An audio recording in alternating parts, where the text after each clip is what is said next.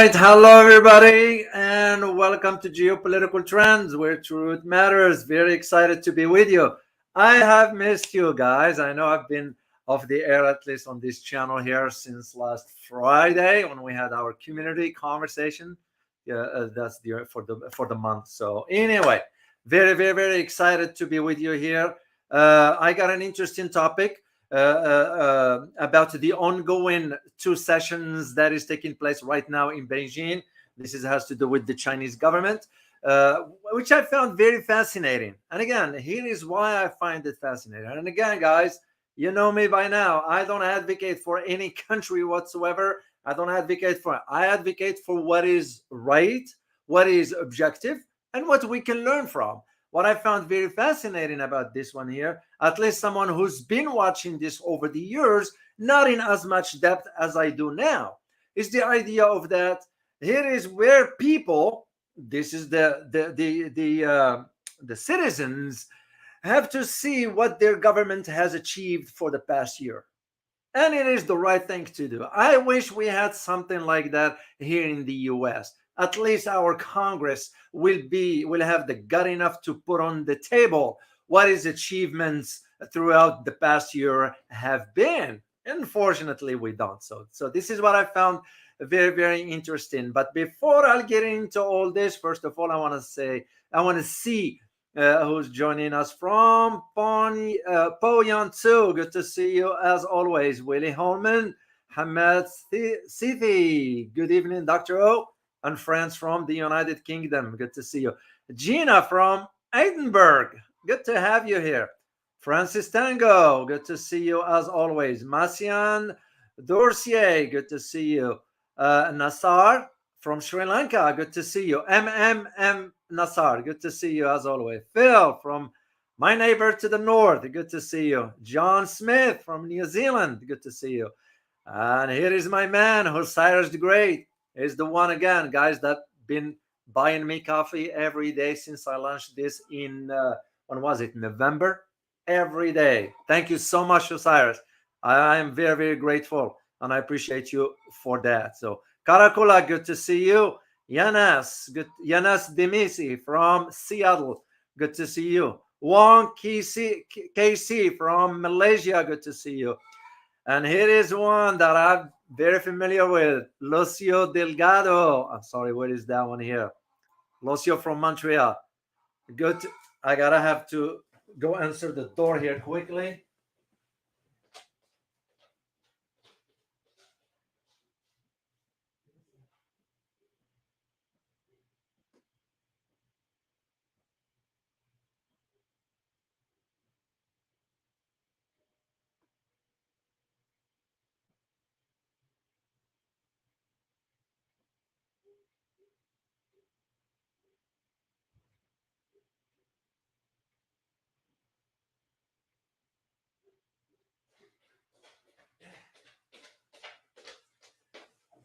All right. My apologies, guys. I had to somebody about the door. There's nobody inside here except me. So anyway, very excited to be with you guys. And let's get into our topic again. As I mentioned today, for those who might be just joining us right now, I will be addressing the two sessions that is taking place right now in Beijing. And again, I'm not going to be addressing the legislative process, whatever. No.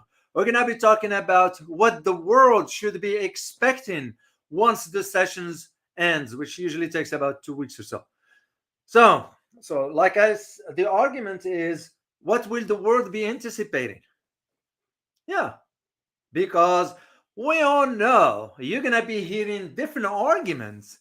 Like, for example, the Chinese economy is going to collapse. I've been hearing this a lot for the last few months, which you and I know it's nothing but a farce. What I'm going to be sharing with you here is my insights into where I see things going. And again, those are just a conversation we're going to have. Here are the questions that we need to ask ourselves, because it's worth asking. You have to think about the big picture of it. What will the focus be on? Are we talking economy? Are we talking geopolitics? Are we talking energy? Finance? Then if you do that, what about defense? What is defense going to be? And I have something to share with you about that one. I would even go as far as space. Yeah. This is why we need to put this within the context of a much bigger picture. So, and that is the importance of it. So, before I do this, I'm going to get into some headlines that you need to know about. Then we'll get into our own conversation. So, here's some pictures here. I'm going to be sharing with you. You all know who this guy is. Someone I don't see is qualified for being president. Anyway, but well, what happened with Trump? Trump announces now his support for Israel war on Gaza. Yeah, that's why meet the new boss as the old one. The system in America is corrupted to its core, so it won't matter. Republican or Democrats, they both the same. Two faces of the same coin. That's the way I see it. Trump is a showman. He's not equipped to understand the geopolitical landscape and so forth. But again, speaking loud or talking loud doesn't qualify you. A lot of Americans will look at him as an alternative to the current president. Yes, I can see that, given the cognitive decline of the current president and so forth. But that's beside all point. Right off the bat, he's already coming on with that idea of continuing the support for Israel. We all know what it means. So, that's why last time I was asked, who do you see will be the good president for the U.S.? None. We have none. So, this one here has to do with India and China. But before we jump into this, remember, it's not confirmed. The article that I read from a Russian Nezavisimaya newspapers, and I've been reading some of their articles or publications. They weren't an in-depth analysis. They were some sort of almost the equivalency of white papers. But I can see also the arguments for raising the question. And this one has to do with, as the article puts it, and I quote here, India wants to cut off Arab oil from China. But can it? Will it be able to do so? End of quote. I don't see how. First of all, I don't see why India will even do that. That's one. Second, why will India do that to sort of target China for that? I've always believed that India and China needs to work out their differences regarding the border once for all. Why? Because that issue is the wild card that we can play each one against the other. If that issue is not resolved, I don't see how they're going to move forward, let alone both of them are in the same club, BRICS. So if BRICS now is expanding, you don't want to have your house is not in order. That's to me where the problem is. But anyway, the article went ahead and said, and I quote here, that New Delhi said it wants to boost security in the region and help Indian ships conduct operations against pirates and drug trafficking. Now, usually I find it very absurd and ludicrous that India would spend its resources on this versus building its own infrastructure. The article continues, India, which is locked in a border dispute with China in the Himalayas, will be able to influence the transport of Arab oil mainly across the Indian Ocean.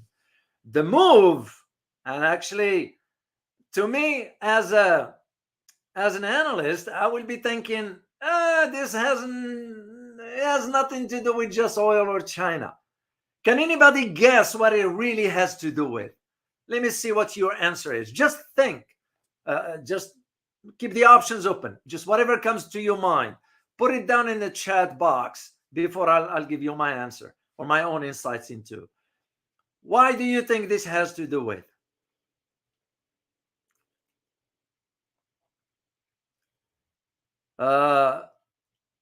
I see a question here from Osiris. You put, is Trump have dementia?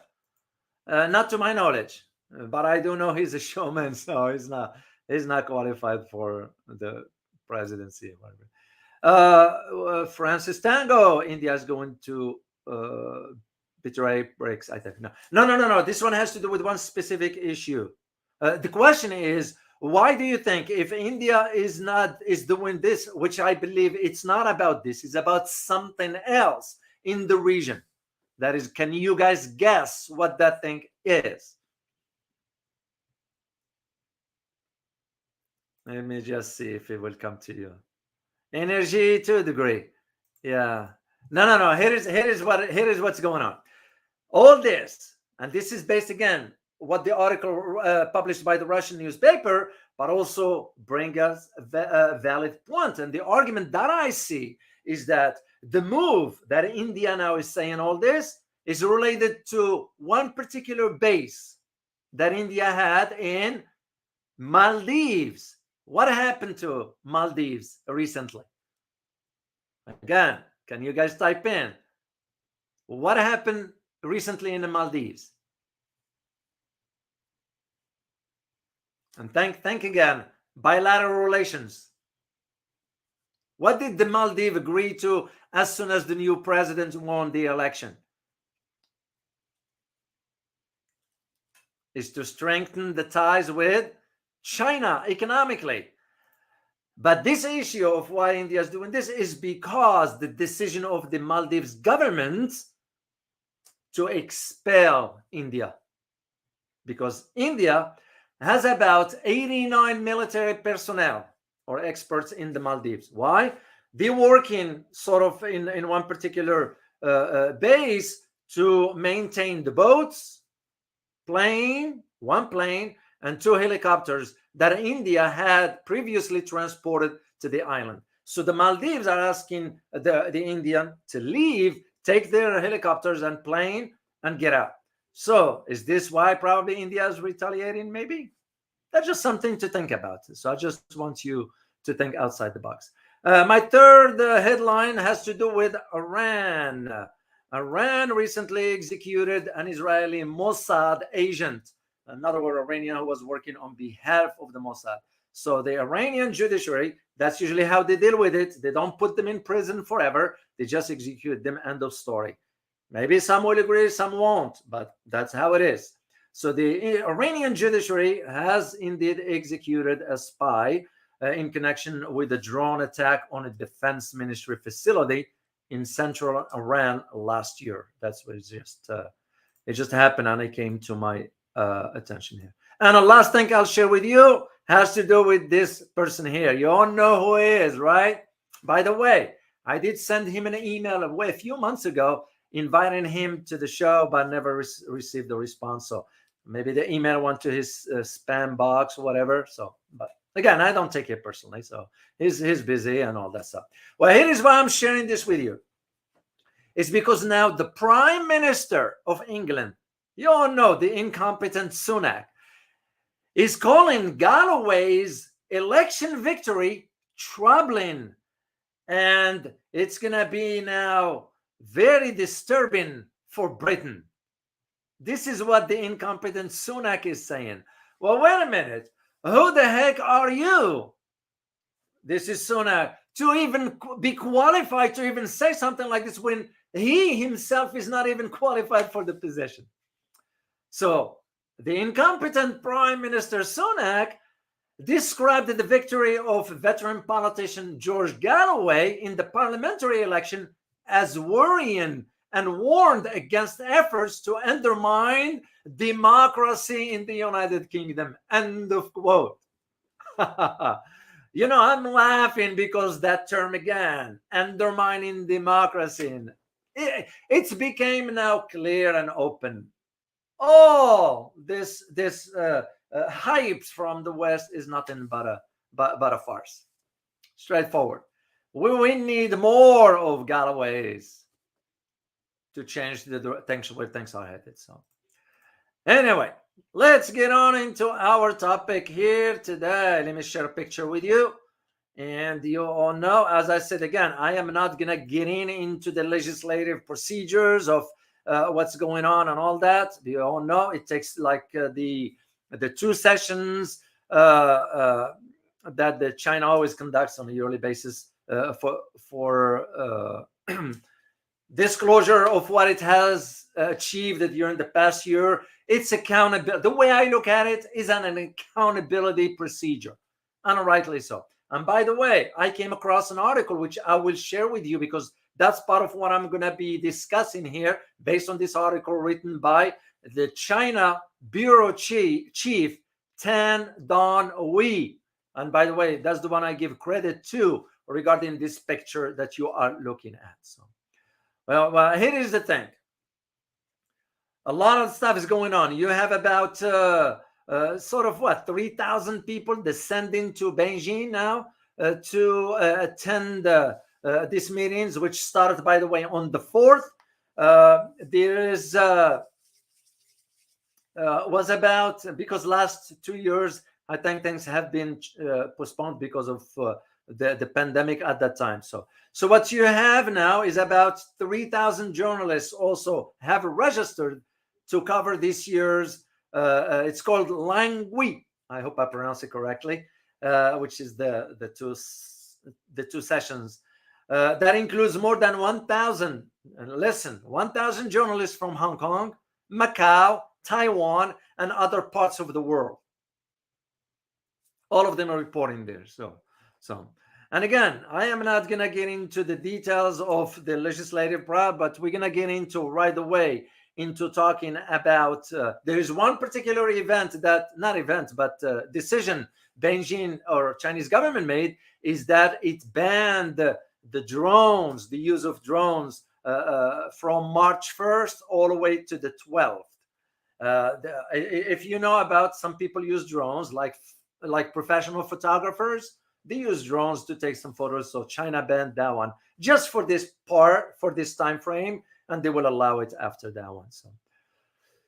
So what was interesting, already the first statements that came out from the premier Li Qiang. I hope I pronounce. I'm sorry if I mispronounce the names of the Chinese individuals here. So, because here is what's going on. Observers will be like watching for the signals, because in the arguments or the preparation of this is going to give you a hint as to where things will be headed. So I'm going to be tackling the economy, one aspect of it, defense, and I might even touch on space. Mainly the economy and the defense, especially the economy. Economy was addressed into which I will provide you a link of the 40 pages statements by the premier, because I had someone send it to me via Twitter, and I'll give credit where credit is due. I even saved it right here on my. Let me get to it here quickly, guys. And by Joe Rayo. So, and I will share with you the link, the link to that, the full text. That's the one I'm going to be sharing with you. And let me share with you on the screen, just for you to see here. And I will put a link for you guys regarding this. But if you want to read it later on, 40 pages, not that long, and you can take a look at it.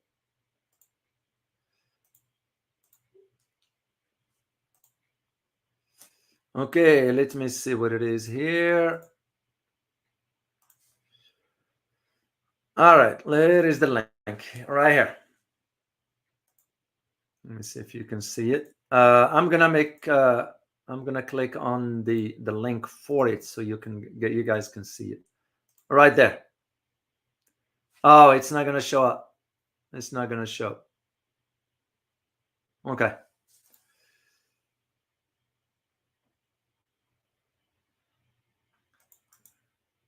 Yeah, I'm gonna post the link for you in the description, guys, in the chat box, so you guys can read it later on, because I'll be referring to it in some aspects, so you can see what's going on with all this. So,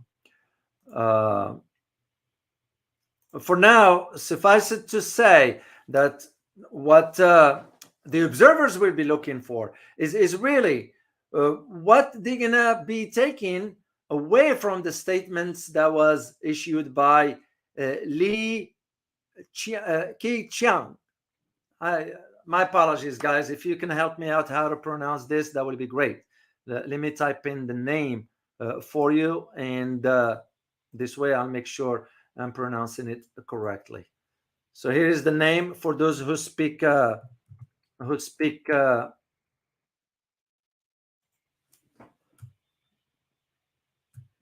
who speak the Chinese language. If you can help me out pronounce this one, that would be great. So, but I gotta move on with all this. So here is one thing that I found very, very interesting, and this has to do with the economy. Why is this, guys?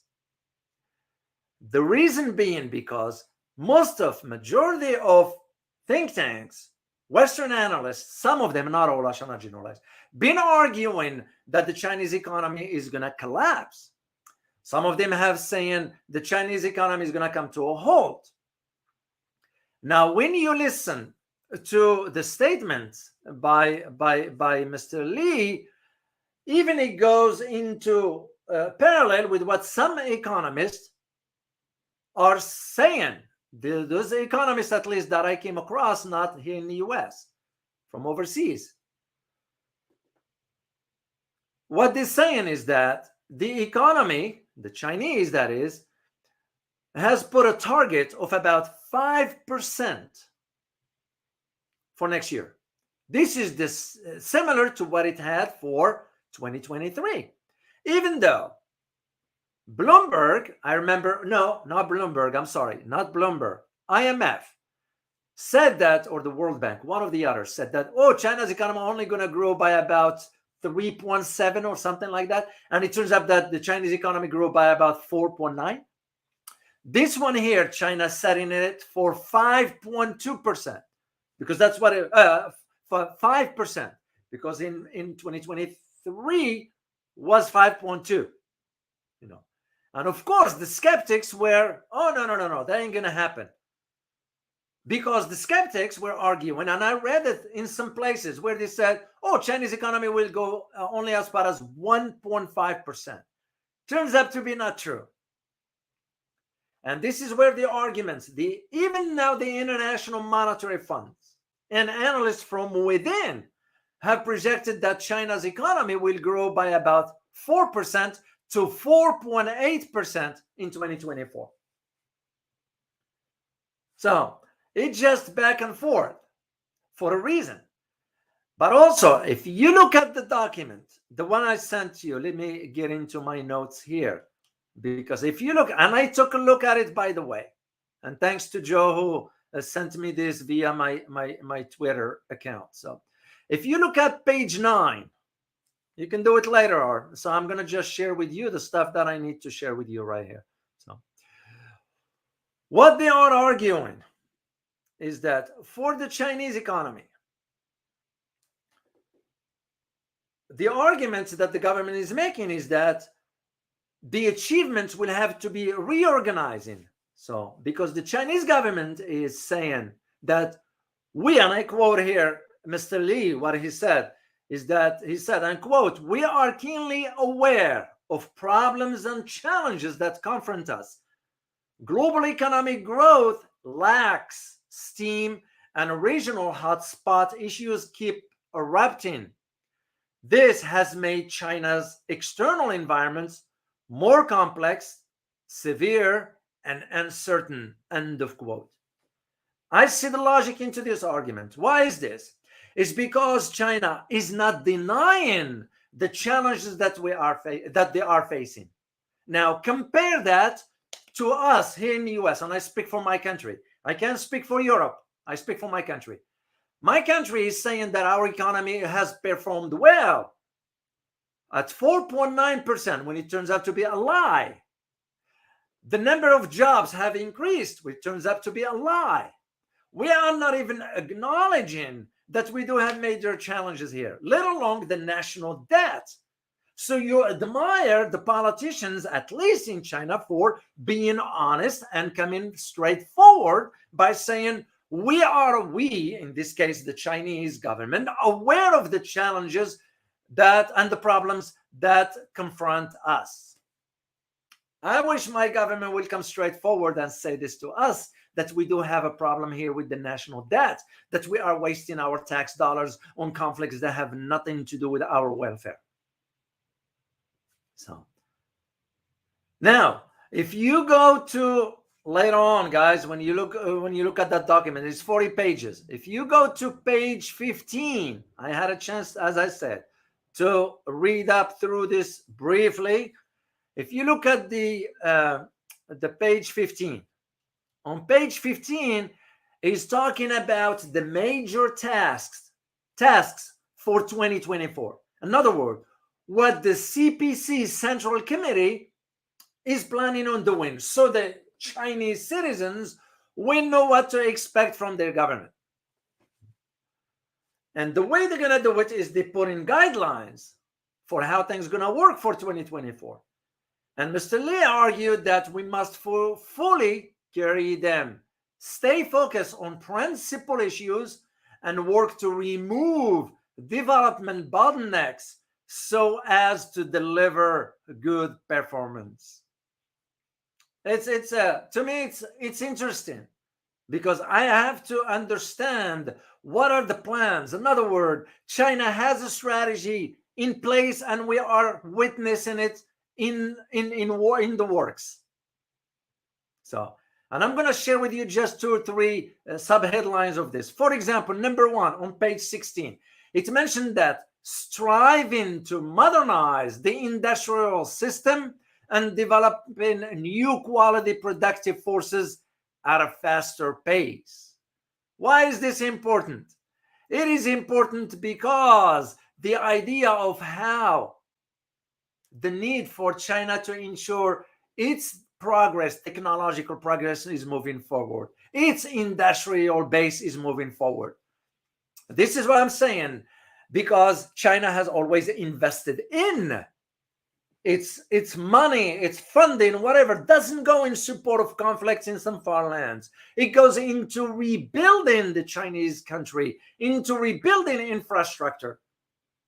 Something we lack in here. And again, I'm going to compare, because I am seeing a real example. And once again, guys, I am not speaking on behalf of a Chinese government or China for that matter. You all know I don't do that. But what's objective and what's right ought to be mentioned. You see, and for example, here's what they said. And I know those are not just words. They follow through, because I've been witnessing what China's been doing for the last 30 years. So here's what they said, and I quote, "We should give full rein to the leading role of innovation, spur industrial innovation by making innovations in science and technology, and press ahead with a new industrialization so as to raise total factor productivity, steadily foster new growth drivers and strength, and promote a new leap forward in the productive forces." End of quote.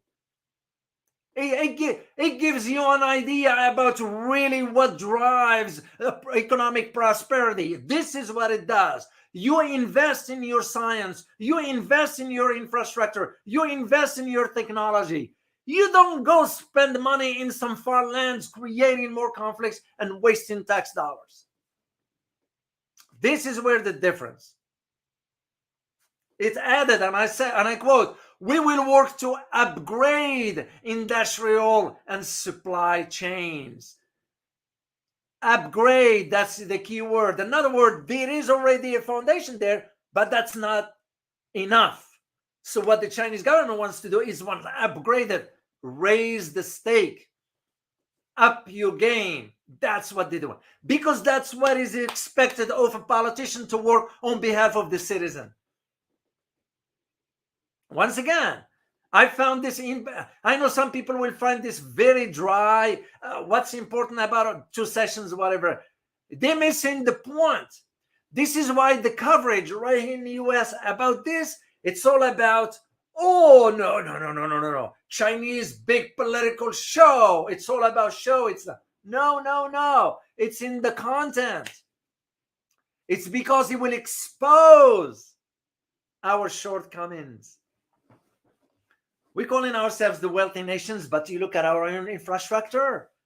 Poverty went up by 12.4% in America. National debt is about $34 trillion.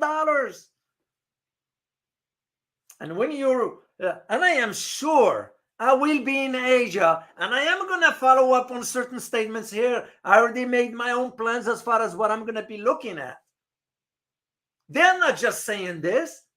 This is, to me, a strategy.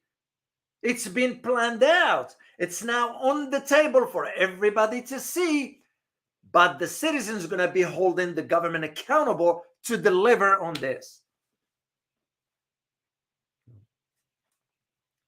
And this is where, when you look at it, that's why I took a look, and I can't thank enough Joe Rayo. I can't thank him enough for forwarding this to me, because it's a learning process for me to learn through this.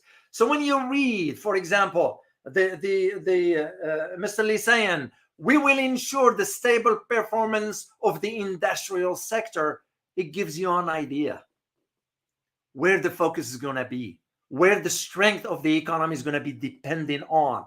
It's like what they said in the sub-headlines about, we will work to upgrade industrial and supply chain.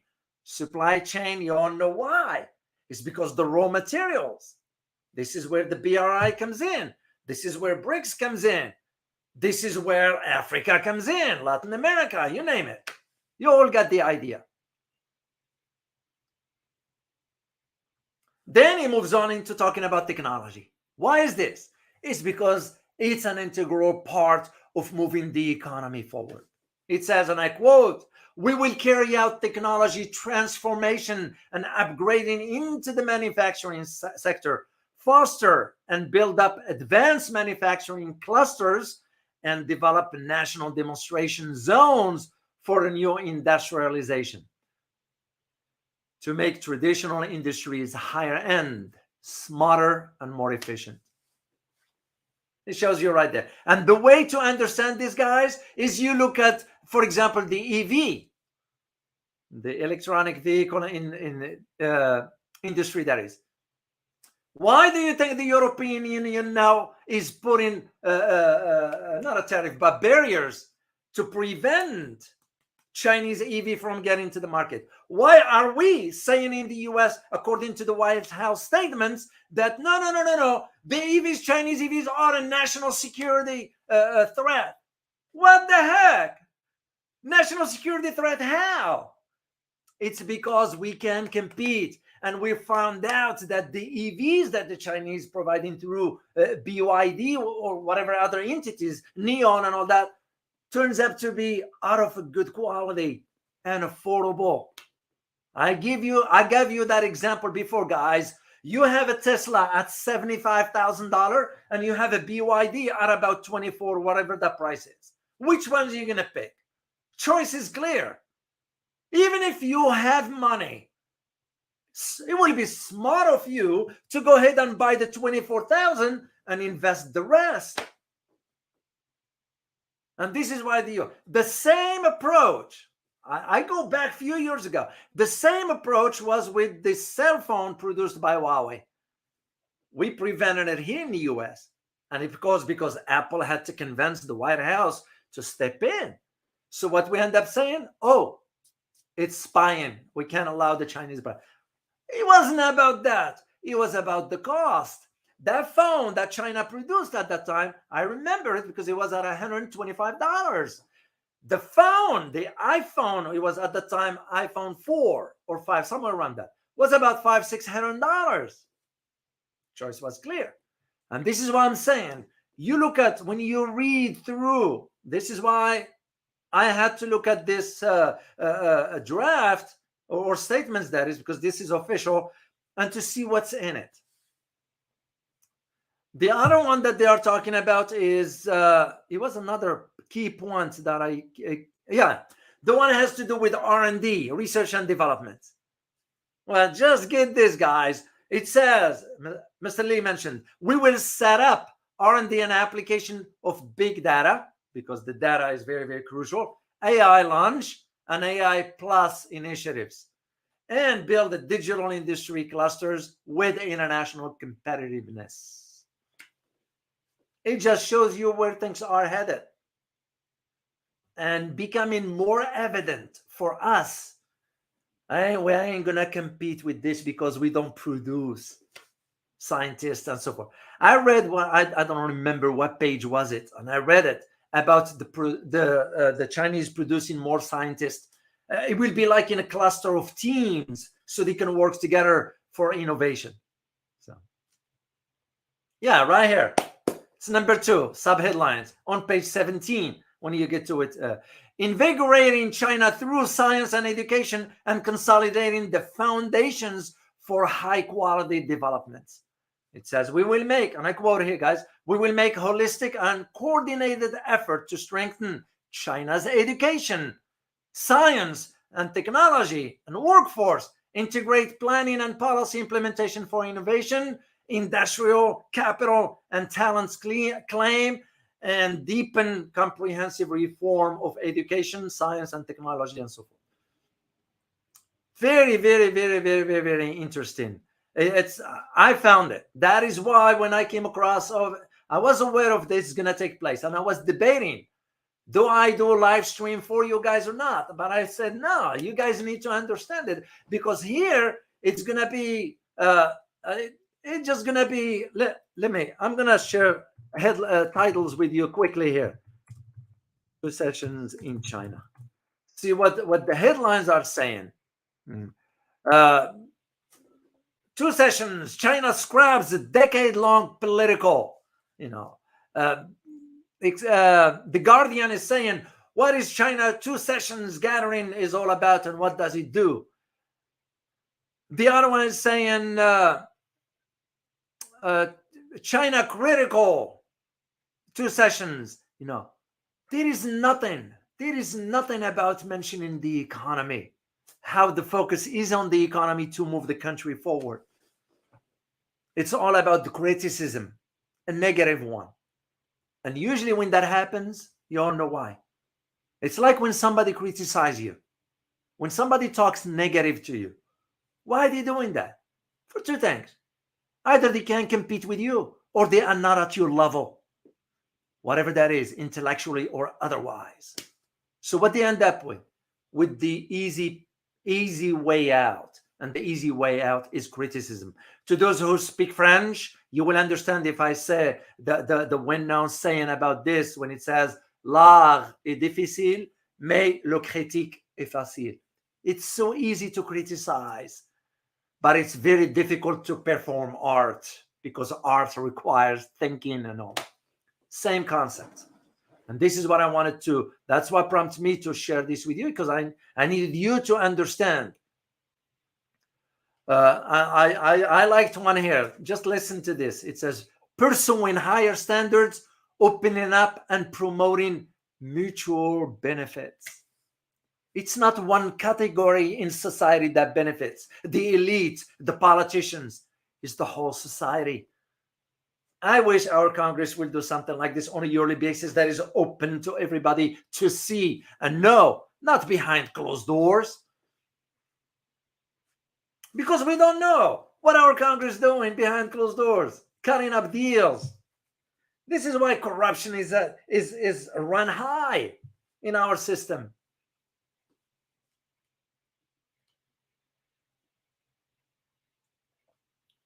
That's what I found very, very interesting.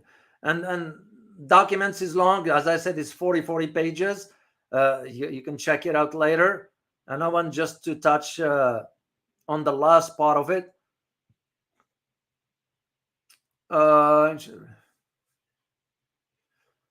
Yeah, they even talk about religion, that they will sort of the adherence to the Chinese traditions and so forth. So this is not just about the economy. It's thinking about the big picture.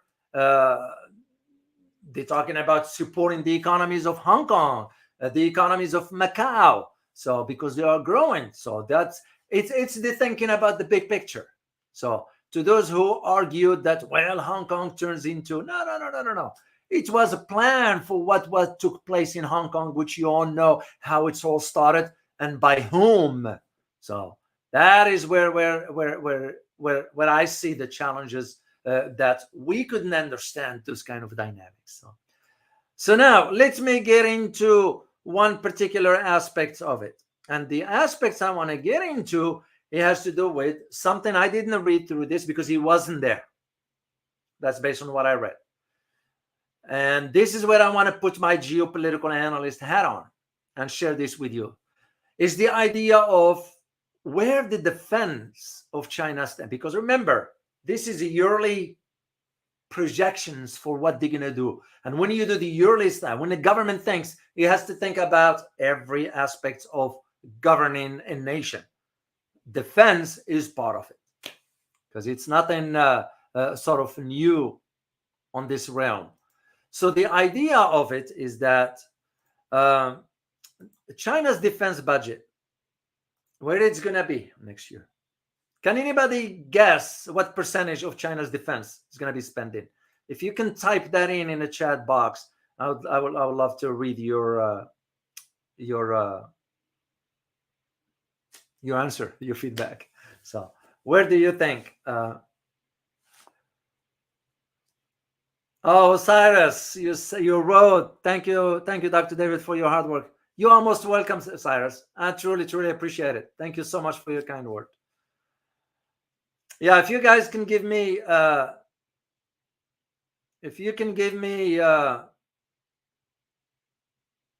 percentage, where do you think Chinese defense budget is going to be for next 2024 for this year?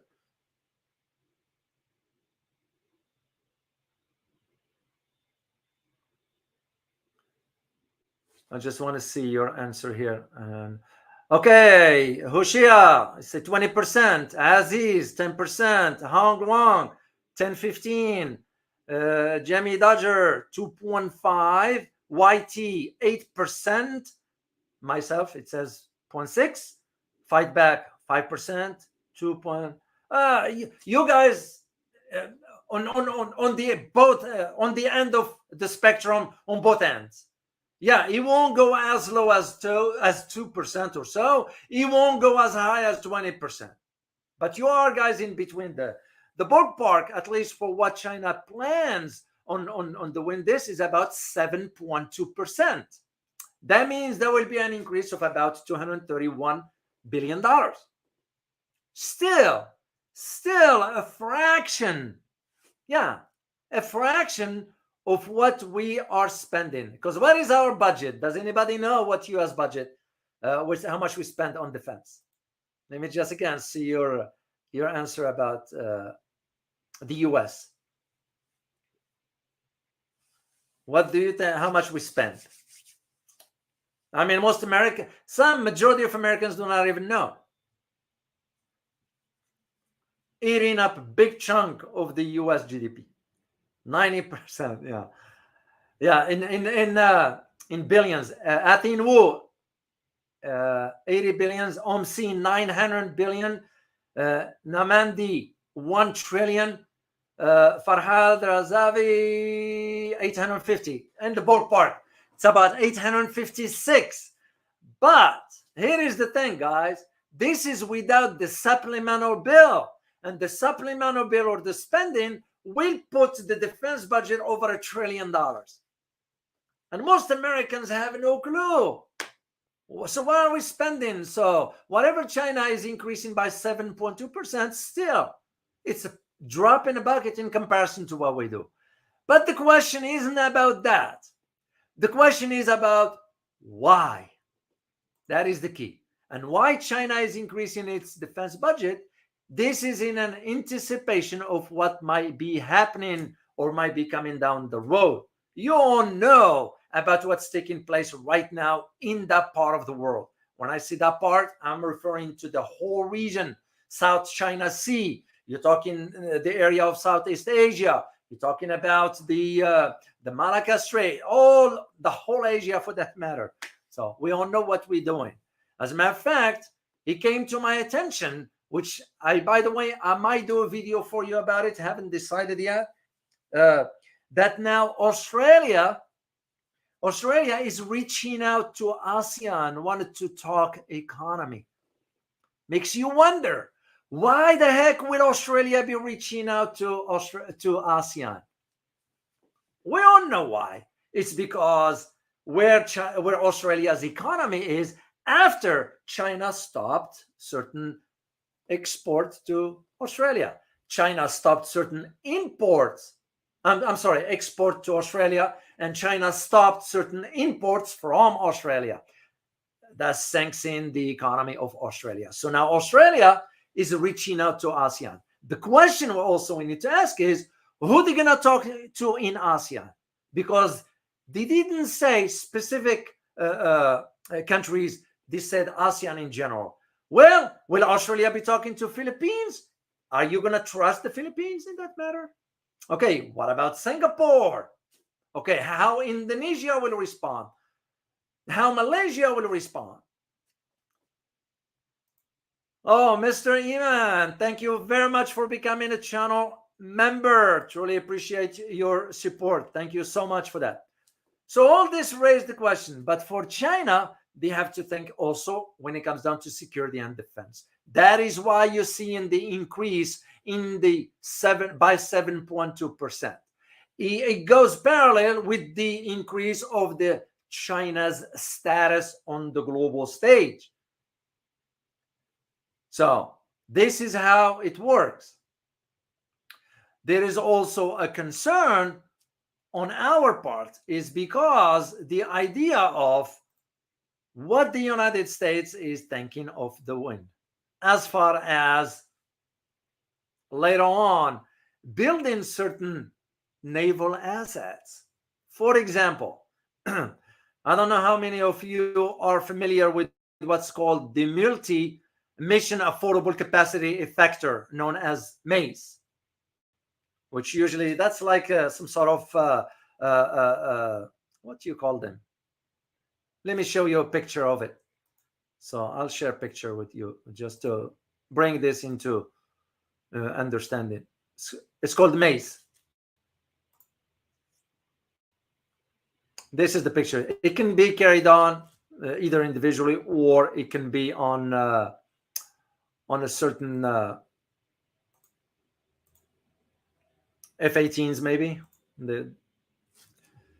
Yeah, they can do that one. So the idea is that because the U.S. Navy now is looking for industries assistance regarding this prototype. They want, in other words, they want a company here in the U.S. that can build this prototype as soon as possible, as early as 2027, which I don't see that happening, because the U.S. Navy wants to have this deployed by 2030, which I don't see that happening either, because they're gonna start cutting corners, and if you start cutting corners, ain't gonna be the quality of the work.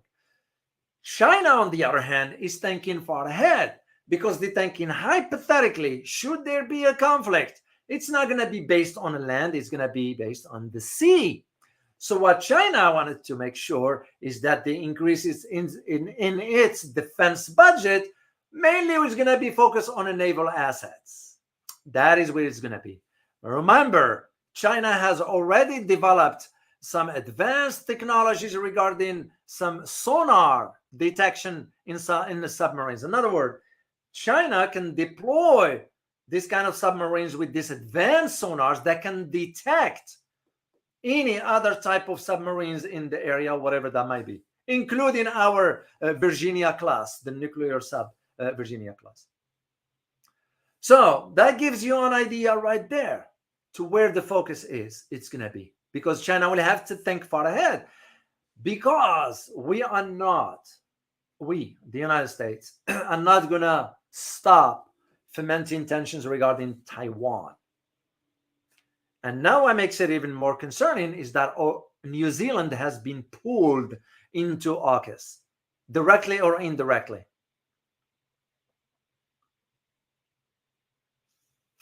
I hope. New Zealand has always been this neutral, but now they're going to be sucked into the AUKUS orbit, and we all know what it means. We all know what it means. So this is why the defense budget for China falls within this realm of these two sessions, except it won't be discussed in detail here. So that's just my opinion regarding that one. So Then it becomes the third element, and I'll take this one quickly here before I'll answer your questions. The third element has to do where all this is gonna fall within the BRI, the Belt and Road Initiative. Because remember, this is about China, not about the what you call them, BRICS and so forth. Because the tensions in BRICS, and again, to me, the key that I see, and again, my opinion as someone looking from outside in, till China and India works out their differences, there will always be this rupture inside the entity that's going to hinder its progress from moving forward. I've been saying this forever, and I will maintain some alarm of sort. You all heard what happened in Texas, guys, with the wildfire and all that, which was questionable anyway. I'll tell you this. I'll share it with you here.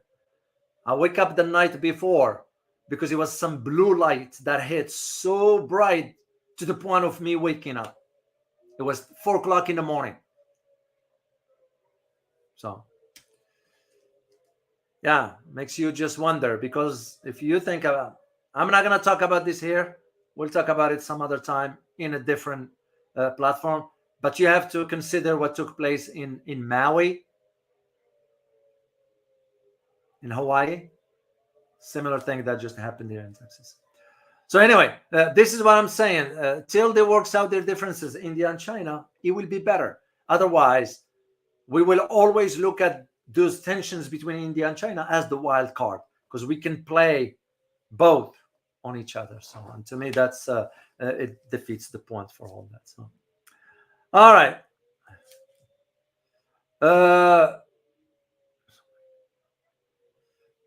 All right. Let me first of all extend again my sincere thanks to all the supporters and so forth. I want to provide you the link to where you can support the channel.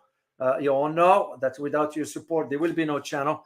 I mean, I have to do this, to me, like a full time, because that's what I do now. So I decided not even teach this semester, just to do this one. Your support means a lot to me. They are already, the likes of Hussair is great, which I'm very grateful for. I don't take your support for granted, guys. I want you to know this, no matter what. So if you want to support the channel, the first link is for the channel. The second one is for my Asia trip. And yes, I am still planning on going to Asia. I am working, by the way, on certain administrative with some countries. You can't just show up. There's something called a visa and all that. So I'm working through this stuff here, and I hope to hear from them soon. I hope they grant me the visa, because it will be a problem if they don't. I will have to let you know, and we'll see what we do. If you want me to refund you for the money, I'll be happy to do it. So anyway, this is where you can support the channel. You can do it on this, or you can do it on PayPal. I do have the link in the description, and thank you very much. So, all right, let me see some questions from you here. I did see something from someone by the name Lori. Yeah, right there. I remember seeing that. Lori, you wrote, Doctor, I have a question. Do you think BRICS will be on World Council? No, I don't think so. And I don't see that happening. So if it does, then it's going to take a different trajectory, and BRICS will lose. BRICS now it's getting there. Still, a lot of Western entities do not buy the argument that BRICS will amount to something. I think it will, but again, they have to sort out their house first before they project, because they're not projecting that what they need to project on the global stage. Till they do that, but I don't see them doing this one here. So, all right, let me go back to the top, all the way to the top. Check that out, and we'll just go from there. And by the way, I came across a great article by none other than Einar Tangen. So if, I'm going to reach out to him, invite him on the show if he's available. We'd love to have his insights. But it was a great article from him on LinkedIn. I do follow him on LinkedIn, and very, very insightful regarding the economic growth of China as far as the 5.2%, if I'm not mistaken. So I'm going to reach out to him, extend an invitation, and invite him over to the show.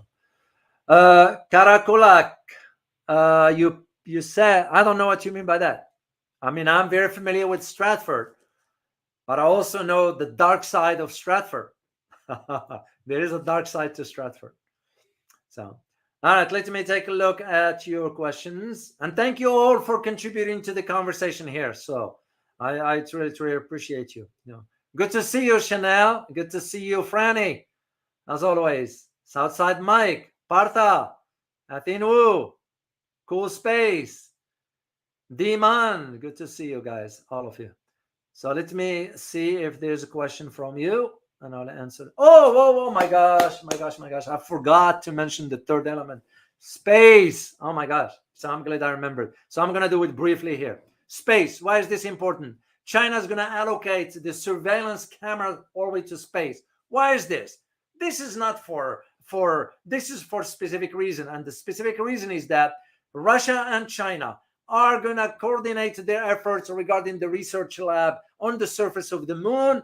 China wants to make sure nothing will get sort of compromised or undermined, because now you're talking about the space race between the US and China, not US and Russia. Russia has some expertise, but also this has to do with other aspects of the space militarization. There is the possibility of having some nuclear technology on the surface of the moon. Well, surveillance is going to be a crucial part of it. And this is something completely separate. You don't hear much about. China doesn't talk much about this, but there are some major progress that China has achieved already regarding its presence on the moon and its space station. So I'll be happy one day, if you guys like it, I'll be happy to do video live stream specifically about China's space program. So let me know down the road. All right, let me see a question from you here quickly, and then go from there. All right, I see question. Hong Guang, I see question here. Dr. O, the EU recently sanctioned India and some of its companies. How will this impact the EU relations with India? And is this all smoke and mirrors? I will go with the latter. It's because EU, what does India has to offer the EU? You ask yourself that. No. Then what would be the question? Why would we sanction India for? I mean, you have some companies, international corporations are leaving India already. So sanctioning India for what? That will be just sort of the question is, no, it won't make any sense for that. So it's just smoke screen. That's usually how the way I see it is. No, there's nothing there into that. So, Mr. You wrote, I would love to see Dr. O and Carl's journey through the cities of the ancient Silk Road. I intend to invite Carl back on the show. I will be happy to have him again, of course, and we'll talk about some part of the history, including this one here. So I'll be happy to do that. You guys remind me of something quickly here about India. There is a soldier. He's an Indian soldier that just died in Israel, in southern Lebanon. Yeah, just recently. Makes you just wonder, what is an Indian soldier doing in southern Lebanon? So let me share a picture with you guys. I tend to find this stuff very interesting. How why will an individual, is this one right there? Sorry. Let me see. His name is Patnibin Maxwell, an Indian who was killed yesterday on the Lebanese border by anti-tank missile, was in fact in ranks of the Israeli army. So what would he be doing in Israeli army?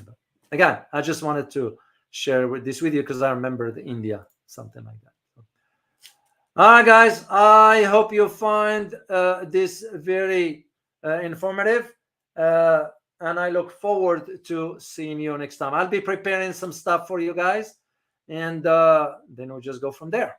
Now, as always, once again, thank you for your kind support for the channel. I'm very grateful, and I look forward to seeing you next time. As always, remember, geopolitics impact your daily life in more ways than one. Till next time, guys.